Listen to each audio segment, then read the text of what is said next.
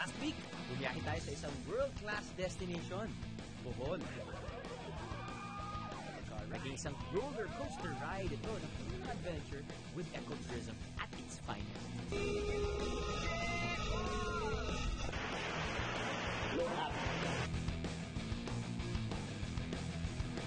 Kaya ba matulog yan, ha? Alright mga bihara, nandito tayo na sa Port of Tagbilaran. Now, gusto ko pumunta ng Cebu. Anong gagawin ko? Hindi ko na kailangan sumakay pa ng aeroplano pabalik kay Manila para kumuha ng Cebu flight. All I have to do is take a fast craft. 1 hour and 30 minutes lang. Nasa Cebu na tayo. Alright!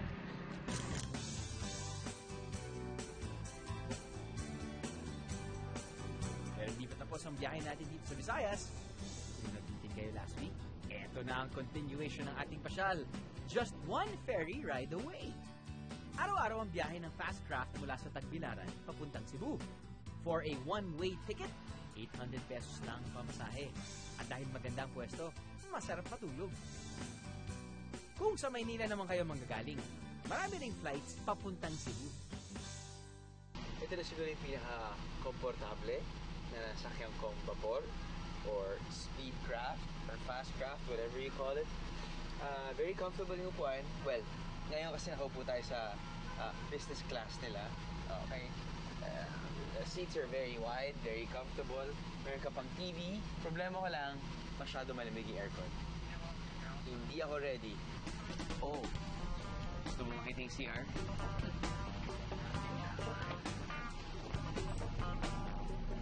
Diba? Diba? Malinis. Simple. That's the way to go.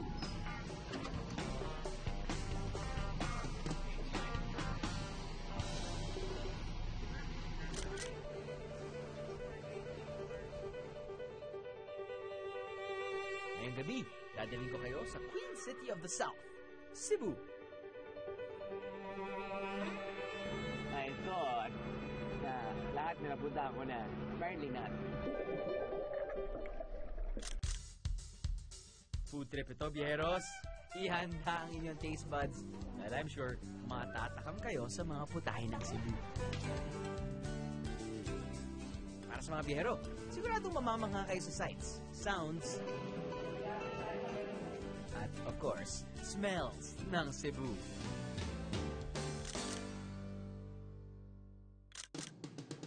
Malaki ang bahagi ng Cebu sa kasaysayan ng Pilipinas. Dito unang dumating ang explorer na si Ferdinand Magellan.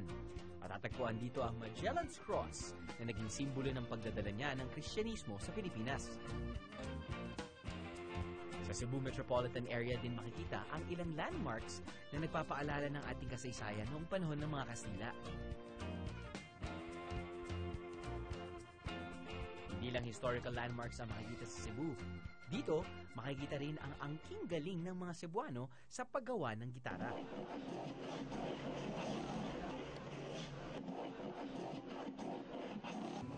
Kahit wala kayong balak bumili ng gitara dito, dumaan na rin kayo dahil meron kayong maabutang libreng acoustic session.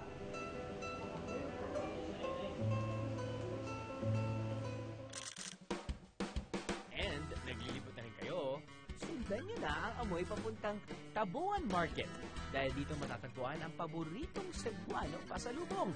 Ang iba't ibang dried goods tulad ng dried danggit at dried pusit. Tatanong ka, sabihin mo magkano ito sa Bisaya, pila ni? O pwede rin ang... Tagpila ni. Pwede bang isakay ang mga to sa aeroplano kahit medyo may amoy? Well, of course! Dito pa lang, sealed and ready to check-in na ang mga pasulubong nyo. Pero may isang bagay raw na uniquely Cebuano na hindi dapat palampasin ng mga bisita.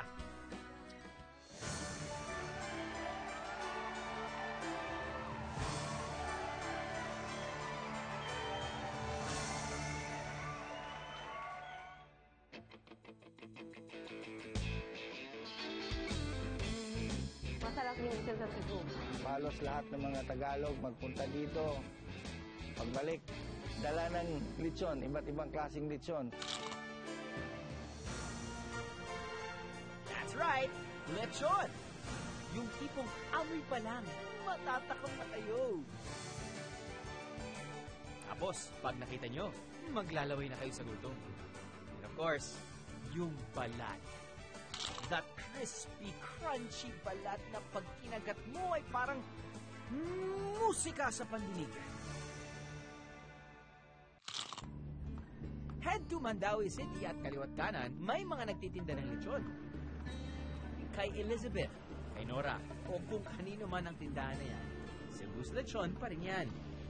Can't miss it. Mata, ilong, tenga, ang gamitin nyo, yak, makakahanap kayo ng tindahan ng lechon sa Mandaue. Now, alam naman natin, sikat ang danggit, mangga, dito sa Cebu. Pero talagang binabalik-balikan ko dito, yung kanilang lechon. Malutong, masarap, malinamnam. O, ako na nagsabi ng malinamnam para i-justify lang para kainin siya, no? Yes. Pero, meron din sila tinatawag na lechonok. Ano ba itong pinagkakagulo ng mga Cebuanos na lechonok? Kuya Daniel, ano ba ang lechonok? Alam ko lechon manok. Papa. Yun yung ginigrill na iniihaw na manok. Buo pong manok. Buong manok. Itong lecho manok, ano pong pinagkaiba niya?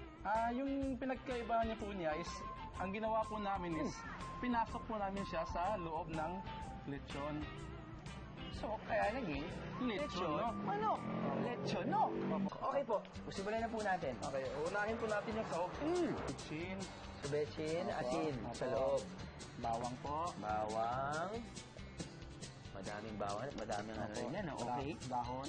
Tama na rin. At saka Oo. yung sibuyas na buo. Sibuyas. Onion leeks, ano tawag yung talad? Sibuyas po yan. Ay, sibuyas. Dahon. Dahon ng sibuyas. At saka ito pong pinakauli, yung onion. pinaka-starring natin. Ito yung starring natin. Ito, manok na yan. Ordinary manok na yan. Opo, ito po yung pinaka-main ingredient natin. So, when two become one, ang manok pati lechon ngayon Opo. o baboy. No? Opo. Wow. Iba na yung relationship nila ngayon. No? Opo. Mag-asawa na po sila. Close to the pig's heart. Oo. Tapos tinatahi ngayon. Siyempre, Opo, kailangan matakpan. Matakpan ang Oo. biga. Oo. Ay, siguro mga ginagawa niyo pa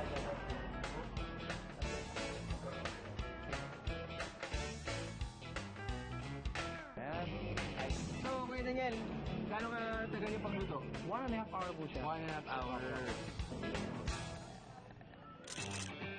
Habang hinihintay nating maluto ang lechonok, matakam na muna tayo sa isa pang lechon with a twist. Boneless lechon. Wow! Natanggal daw muna ang buto sa tiyan ng baboy at saka nilalagyan ito ng mga special ingredients bago irolyo at tahiin. Ano ang mga special ingredients?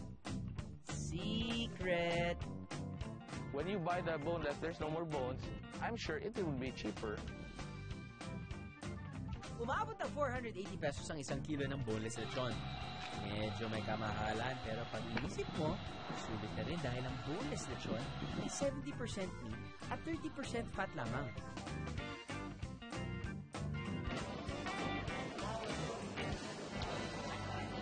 Nagulat ako. Wala ang buto. Para naman sa mga naghahanap ng konting sipa, ika nga.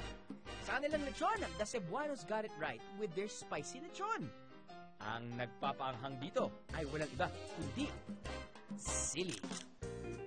Ang organic lechon naman ng Zubuchon ang natikman ng kilalang foodie na si Chef Anthony Bourdain nang bumisita siya sa Cebu. Wala siyang MSG, walang ingredients that shortcut the process, no? Ang hinahanap niya is true, real food, and I think that's what he found with the lechon. Sagarin nyo na rin ang inyong lechon feast with other lechon dishes. O ano mga biyahero, na lechon overload na ba kayo?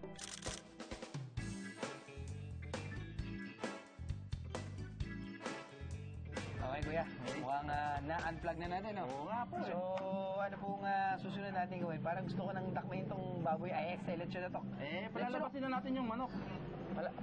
Nakalimutan ko yung manok. Inisip ko lang yung lechon. Sorry. Okay, palabasin na natin yung manok. Palalabasin natin yung manok. Opo. Ayan na si ate. Wow. Aha. Wow. Lumabas din siya. Now, ito yung gusto ko malaman. Ano mas masarap dyan? Yung lechon o yung manok? Pareho po sila. Pareho sila masarap. Opo. Ayun na.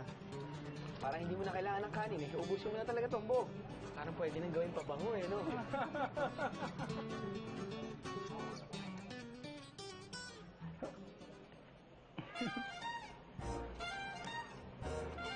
Pwede. Napunta rin talaga sa loob niya yung spices, pati ano eh, you know? Siguro magandang gawin. Kunin yung manok. Lagay mo yun sa manok. Kumuha pa tayo ngayon ng baboy. Ilagay pa natin yung sauce. Sorry, Anthony Bourdain. Hindi mo ito nalasahan, Chong. Nalasahan mo, yes, the best roasted pig in the world, dito sa Cebu, kaya hindi mo nalasahan yung combination ng best roasted pig and chicken is the word. Oh.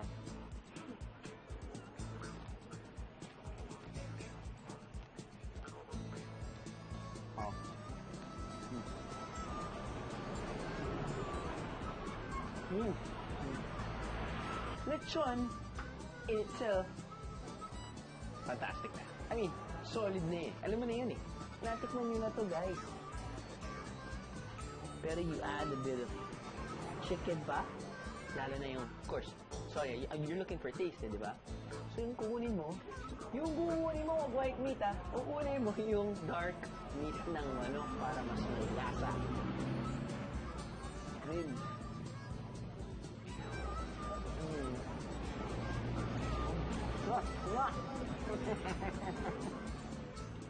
Manok, dark meat, lechon, balat ng lechon.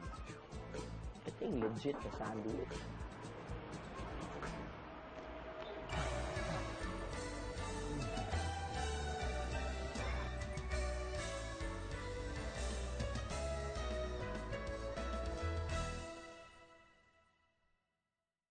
More yummy goodness sa aking biyahe sa Cebu. Lasang... Naiinis na ako ngayon sa itinerary namin. Ano yan? It's like rain on your wedding day. Ano? Sama ka sa biyahe ko? Ano? Sama ka sa biyahe ko? First day pa lang natin sa Cebu. At sobrang nabusog na tayo sa napakasarap na lechon Cebu. But hey, there's always room for more. Okay, let's say yung scenario ay 10 o'clock or 11 in the evening na. At naghahanap ka ng restaurant. Naghahanap ka ng masarap. Barbecue. Mura. After uminom, bago uminom, it's really up to you. Sabi ng mga locals, ito raw yung pinupuntahan nila. Larshan. What to eat in Larshan? Aba, ano pa nga ba? Hindi sinugba o inihaw. Pwedeng pork, chicken, o seafood. Kayo nang bahalang mamili ng ipapaihaw nyo. Gusto ko malaman. Bakit pinupuntahan natin Larshan? Kasi daming tao dito sir, kumain. Maraming tao. Bakit dito kumakain sila? Sarap. Sarap. Ano pa? Sarap. Masarap pa. Yun lang. Barato. Pati? Barato. Ano barato? Ano sabi nun? Mura. Mura! There you go! May ko na nalaman yun. Now, of course, ang hindi talaga mawawala sa Cebuano diet ay puso. Wala talaga okay mga puso ng mga Cebuano, pero yung tinatawag ko, magkano nila?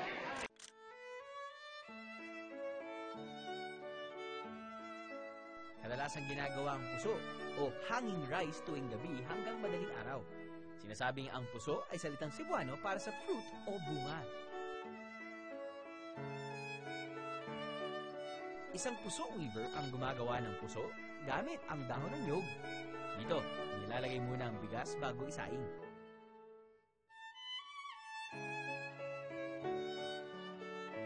Pambiyero, para madali lang ang paggawa ng puso, no? Ang totoo, napakabilis ng galaw ng kamay ng isang puso weaver. Umaabot ng halos 2,000 piraso ang niluluto nila kada isang salang, kaya kailangan talagang mabilis ang paggawa nito.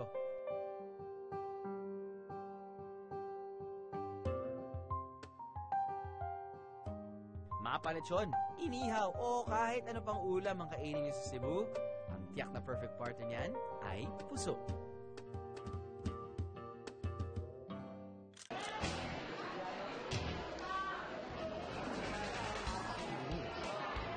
Lasang...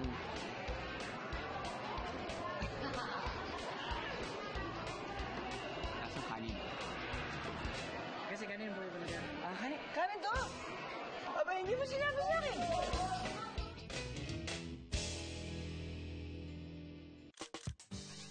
Suko na muna ako sa pagkain, mga biyero. For now, kailangan ng mag-hotel check. Time check. 11:40 p.m. Room 364. This isn't the room. This is a house. Okay, this isn't a house. This is a mansion. Wow. Sayang. Matutulog kasi ako dito for 4 hours lang. Grabe, no? Wala yung banyo.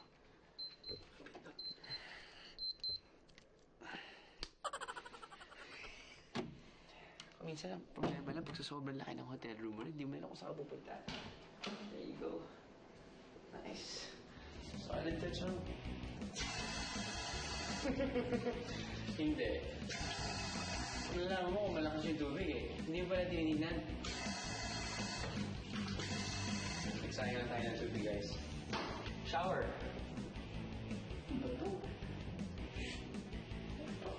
Wow. Shower, look. May bathtub. Malakas mo.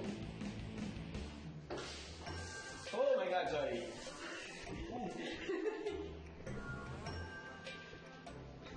Sorry. Alam mo, hindi ko na ginagawa sa buhay ko.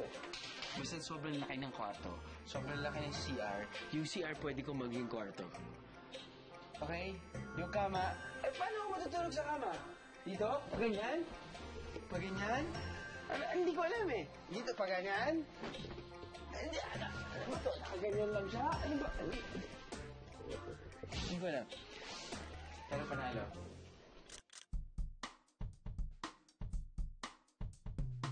Ang rate na nakuha kong suite ay 18,000 pesos per night. Kasya na ang 4 na tao doon. With my room, added bonus pa ng unlimited entrance sa kanilang very own water park. For day tours, 3,500 pesos per person ang entrance fee. May kasama ng lunch buffet yan. Have your fill ng iba't ibang putahe pagkatapos ng pag-enjoy nyo sa water park. Kung hindi swak sa inyong budget ang hotel na to, may budget-friendly alternative ako para sa inyo, mga bihero. Dito sa Grand Tierra Suites, sa halagang 989 pesos, good for 2 persons na ang kwartong ito. May family room din at 1,189 pesos. It's the perfect place to rest pagkatapos ng buong araw ng paglilibot sa Cebu. Kung location naman ang priority nyo, check out Sampaguita Suites. Meron silang mga kwartong pampamilya o pang solo flight. And just when I thought na pwede na akong magpahinga sa aking kwarto, haba, meron pa pala akong hindi na-explore. Meron pa.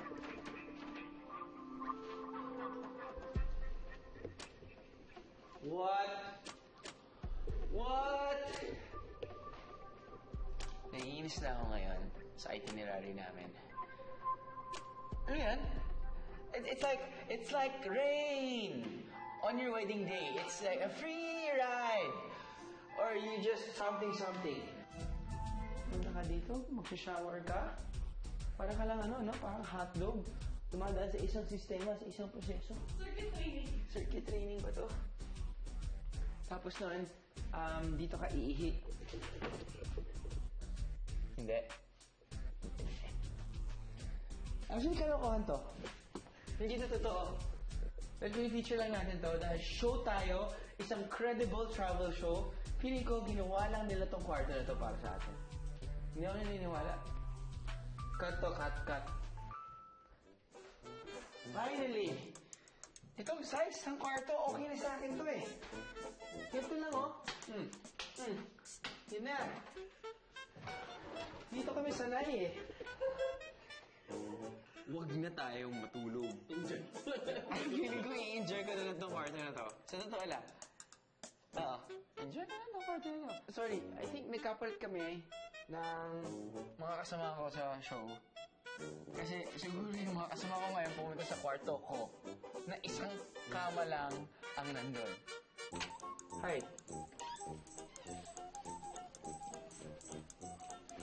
Assistant cameraman.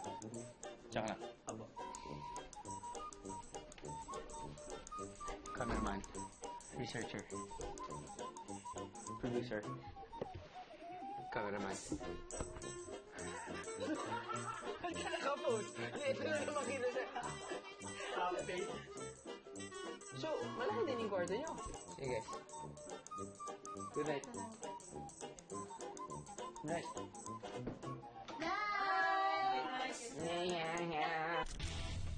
Time to burn off those calories. Pero kakain pa rin tayo. Ano? Sama ka sa biyahe ko? Ano? Sama ka sa biyahe ko? Tuwing umaga, sure na babatiin kayo ng mga Cebuano na... Maayong buntag. Mayong buntag. Mayong buntag. It's a perfect morning para sa Biyahero Pajak. Good morning mga biyero. Yes, we are here in Cebu.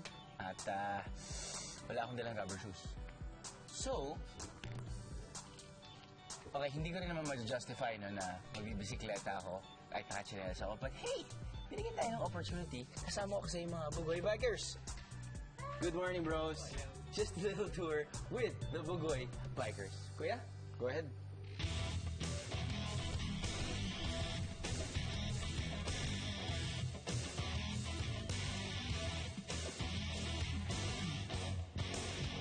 Okay, my name is Jens Funk. I'm German. I'm here in the Philippines since 11 years. Isa si Jens Funk sa mga author ng librong Cycling Philippines. Ito ang kaisa-isang libro tungkol sa pagbibisikleta sa Pilipinas. A lot of people suddenly bought the book. Also some foreigners got interested, bought the book, and they asked if we also offer tours. Dahil dito, naisipan ni Jens na buuin ang Bugoy Bikers. Sa Cebuano, ang ibig sabihin ng bugoy ay vagabond o astig na lalaki. Kaya ang mga astiging lalaki na ito ay nagbibigay ng cycling tours all over the Philippines. Ang pinakabata na sumama sa kanilang tour ay 9 years old, habang ang pinakamatanda, 76 years old. Pero tandaan na may maximum na 12 persons kada grupo lang ang pwedeng sumama sa kanilang mga tour. Mga biyahero, sa dinami-dami ng mga lugar na napupuntahan ko, syempre normal lang na mag-ulit ako ng mga damit. Ganun naman tayo mga biyahero, di ba? Ito ang isang exclusive clip na nagpapakita kung gaano kabusisi ang pagpili namin ng damit ko sa tuwing bumabiyahe. Ayoko namang may masabi kayo sa aking fashion sense. Okay, walaan nyo na lang kung ano ang magiging outfit of the day ko. #OOTD.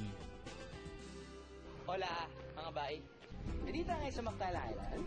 At tatawid tayo sa dagat papuntang Nalusuan Island. So, how's my look? Okay lang? Yeah? Kasi ganito yung storya. Hirap na ako. Dahil ulit ako ng rash guard. Nagagalit sa akin yung cameraman ko, nagagalit sa akin yung producer. Yan na naman suit mo. Sabi ko, sensya na. Wala akong pera eh. Sensya na. Wala masyado akong sponsors eh. Enjoy lang naman tayo dito eh. So, just thinking. Kaya, maglagay ako ng sando. Kasi hindi nyo naisipan na sando to, di ba? Ano yung ating ma-cover, yung branding, at yan, para mabago yung image. Does it work? Hashtag. Does it work? Hashtag. You don't care, actually. Because hashtag, you love my job. kailangan ko mag-rash guard dahil papunta ako ng Nalusuan Island. Para sa mga dayuhang kaibigan natin na Koreano at Hapon, this is their paradise. For 4,000 pesos, pwede na kayong umarkila ng bangkang tulad nito na kasyang halos 25 na tao. Lumalabas na 160 pesos na ang bayad kada tao. Round trip na yun. So guess what? Nalaman natin sa ating mga local friends, well, newly local friends, na ang ibig sabihin ng nalusuan ay Pototski, longanisa, sausage, or the male genitalia. So, we're going to an island named after a male genitalia.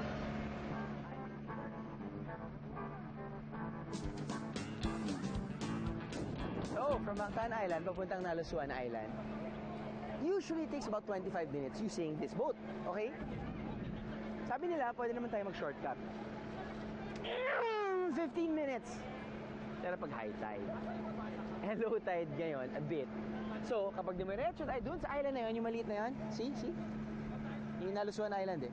Pag diretsoin natin yun, masisira naman yung magandang coral reef.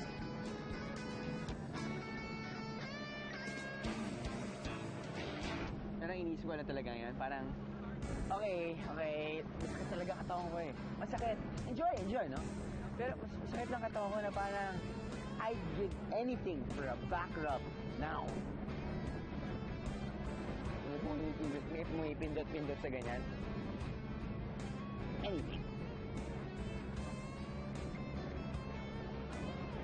Kung pwede lang, mayroon akong isang kamay sa likod ko, mula sa puwet. Alam mo yun?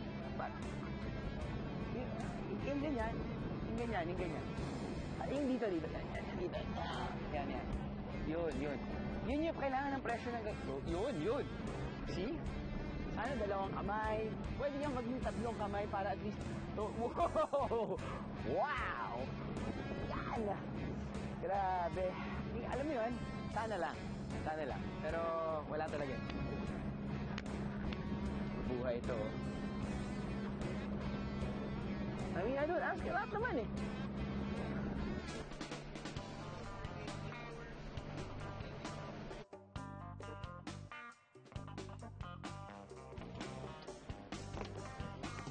First things first, kain na muna!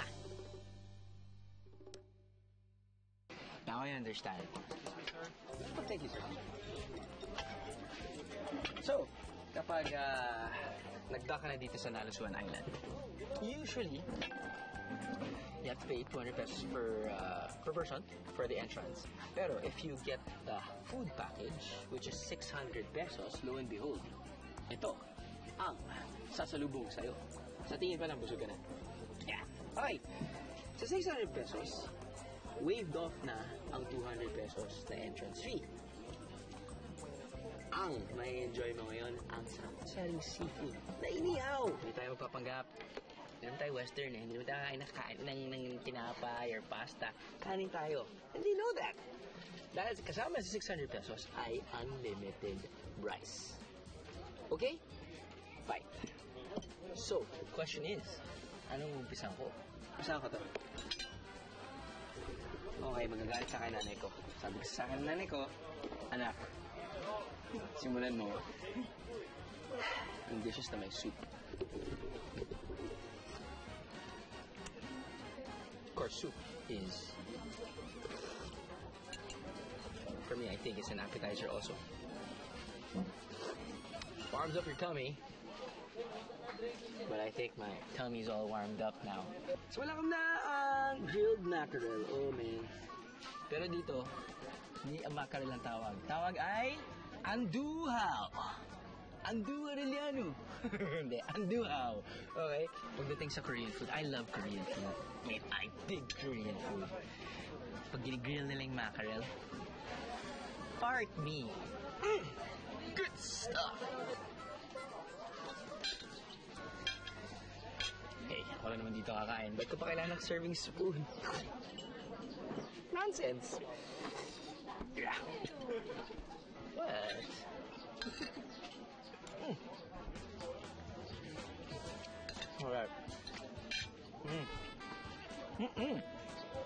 Masarap, hindi siya matigas, hindi siya overcooked, hindi siya undercooked. Let's move on to the grilled chicken. Okay. Gusto ko manok rin eh. Alam mo kung minsan kahit nasa dagat ka, gusto mo rin ng fried chicken. Gusto mo ng manok. Pati hindi mo, inakamay mo to eh. Inakamay mo. Inakamay mo.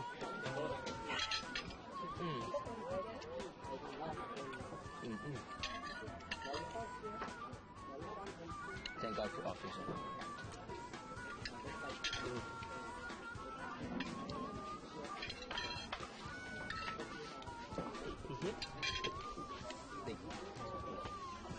Pampatulak. Main mo sabaw. Hindi na conscious yata ngayon ako. Okay na. We have international friends. Alright. From Japan? From Korea!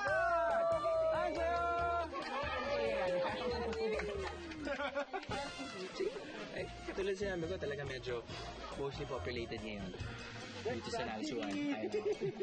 Ang mga foreigners, usually Koreans and Japanese. But hey, that's why they serve grilled mackerel, because they take this fish.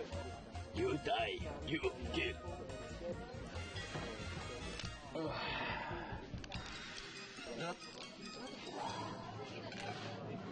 Look. You crush. See? It's the thumb motion. The thumb motion. See?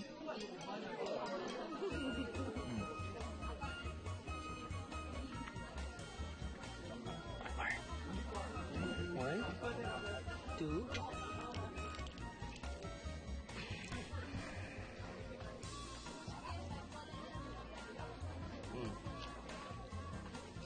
Alright. What's next? The prawns. The prawns will get you. The prawns. Uy. Kita mo naman pag fresh yung seafood or yung shrimp in particular. Ang bilis matanggal yung balat. See?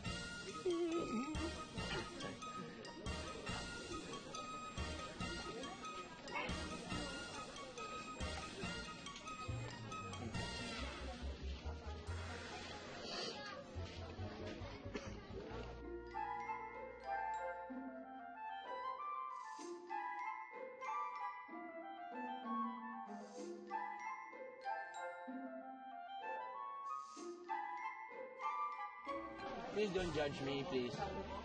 Please don't. Off-season eh. Tapos na yung training eh. Tapos na yun eh. Okay na eh. Pwede na ako kumain eh. Ano lang naman to, guys. Yes? Thank you.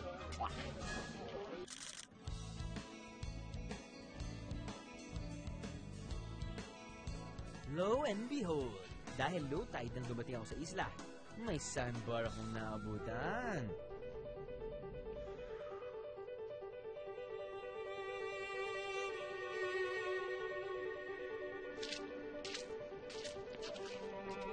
Pili ko.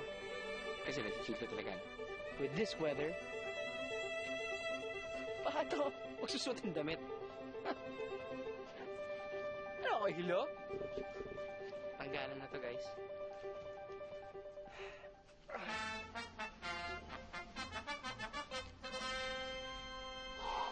Now I feel naked. Maliban sa mga malalapit na isla, meron ding ibang option ng Cebu para sa mga nature lover. Matagal na yung Mantayupan Falls na yan. During the earthquake, nasira yan, pero ngayon it's already doing good. Meron ding hydroelectric plant, ang Mantayupan Falls, kung saan makikinabang mga taga-barangay Mantayupan. And then pagdating mo, ang pinakamaganda sa lahat, pagdating mo sa parking area, maglakad ka ng mga less than 5 minutes na sa falls ka na. At hindi lang yan, hindi lang isa kundi dalawa pala ang waterfalls dito. May taas na 98 meters ang pangalawang waterfalls. Parang walang katapusan ng pagbaksak ng tubig. Oh, look at that. It's just gorgeous.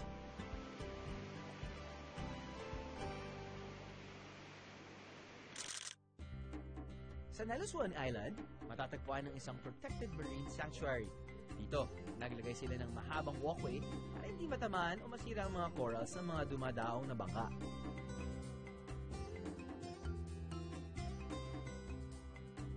Such clear water is best experienced right smack in the middle of the action. So, meron tayong dalang pagkain ng isda. No? Hindi tinutukoy ang tinapay dahil bawal yan dito. Okay? Pwede. Ay. Longganisa. Dalawa lang. Ito ay tinatawag nilang feeds. Okay? Kailangan kasi hindi pwedeng masanay. Hindi pwedeng masanay yung mga isda sa tinapay kasi masasanay sila doon at hindi nila kakainin yung dapat kinakain nila. Ito, mas natural daw.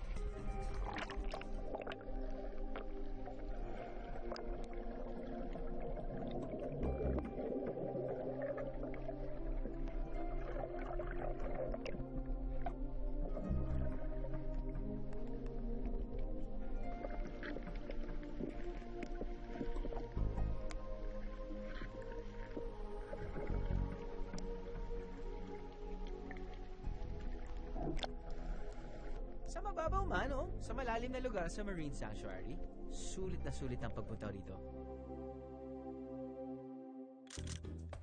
Susunod, get ready for a feast of epic proportions. Ano? Sama ka sa biyahe ko? Ano? Sama ka sa biyahe ko? Mga bieros, Cebu City lights up like a Christmas tree at night. Pero may bumulong sa akin na the best way to enjoy the city at night is from the top.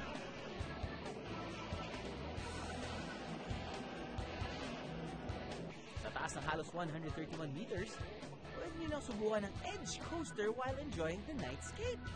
O kaya, ayain nyo ang buong barkada sa kanilang Skywalk.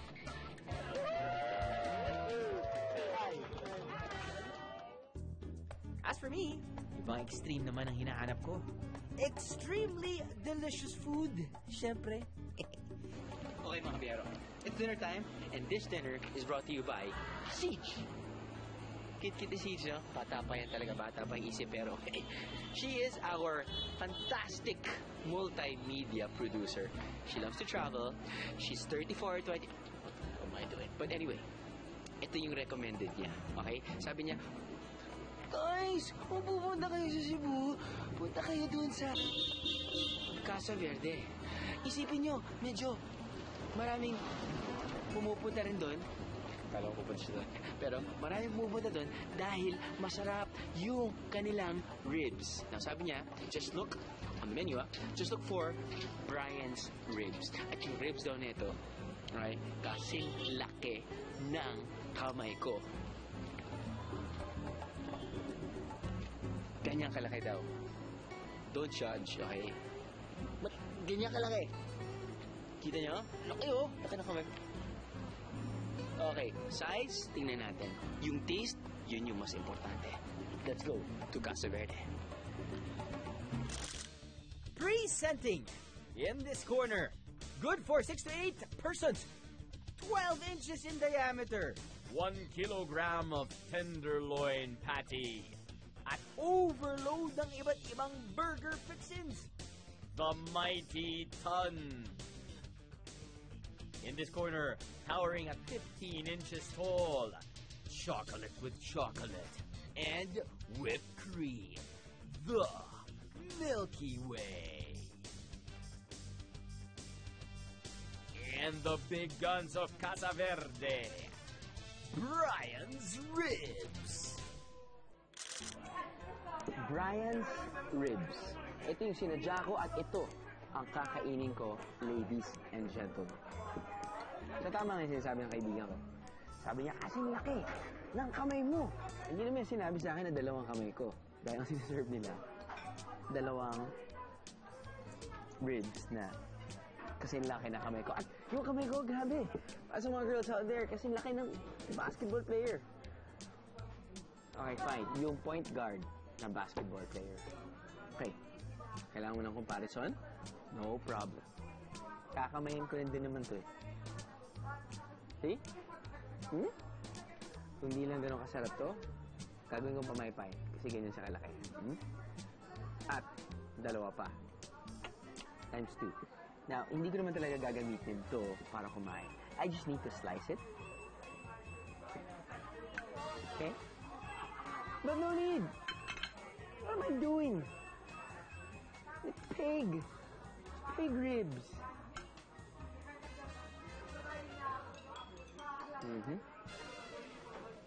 Definitely ain't the healthiest. Pero, like what I said, lahat ng flavor talaga malapit sa buto. Diba? Buto pa ng baboy. And for me, I think, yung baboy, yung pinakamalasa sa lahat. Tapos buto pa?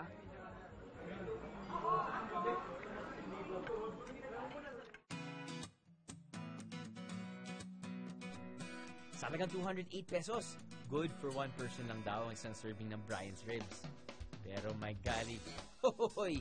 If you can finish 2 pieces of ribs na ganyan kalaki, huwag ka nang mag-dessert. But, if you have room for dessert, masigurado magiging sweet ang experience nyo rito sa La Marea. Must try their warm brownie cup. Oh boy.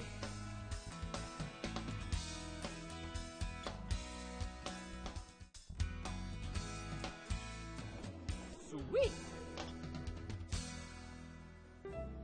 In fairness.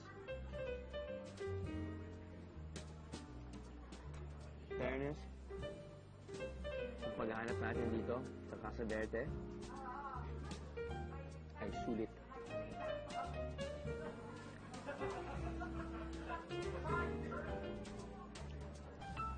Hey, see that? Rewind.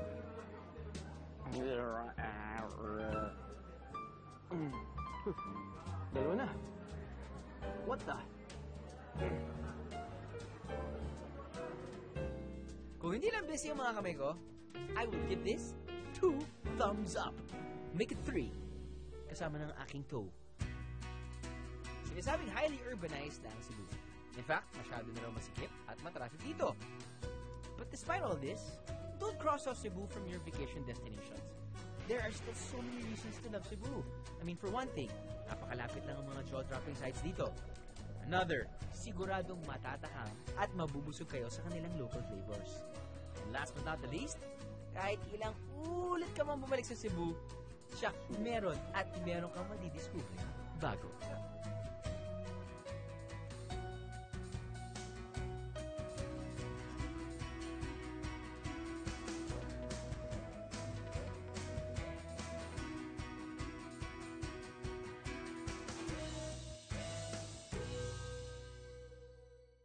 Ikaw ang makakit diyan, masusumbi kita. Utay-utay at baka mautas. Ay kung makabungis ka, kita pati ngir-ngir.